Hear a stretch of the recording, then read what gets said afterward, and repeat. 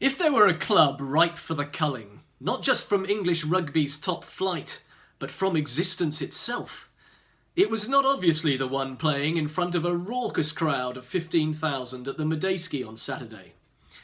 Not the one with 4 players in the England under-20 squad this season, nor the one with a new coach, one of only 3 men in history to have masterminded an Ireland Grand Slam, who sang long and persuasively of the structures underpinning the organisation he'd just joined. English rugby must be in a very commanding position if it feels it can cut London Irish out of its future.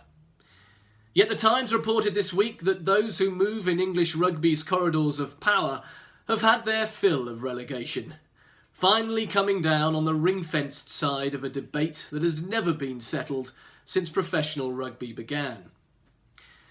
The report is entirely plausible, which means the 20-year game of musical chairs that has determined the constituents of the Premiership is about to end.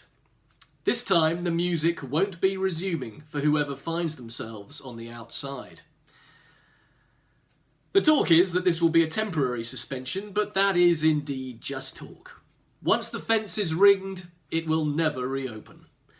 London Irish would be gone. If they turned out to be the ones.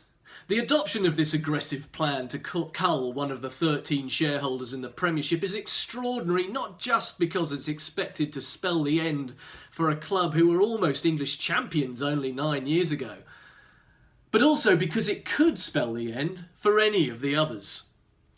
Bristol will be competitive next season, Worcester already are and could easily go on a run to safety, which means someone big could easily end up bottom next season, playing off against an Exiles outfit who may just throw everything a la Bristol at financing a team capable of the one-off victory they would need.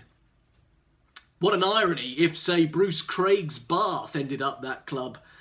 Expect to rethink then. Less hawkish if they are set upon ring fencing, which is by no means a bad idea for all the protestations about the next Exeter, who simply don't exist, would be to expand the Premiership to 14. Leeds, or whatever they call themselves now, might not be ready just yet, but with their future guaranteed they could be.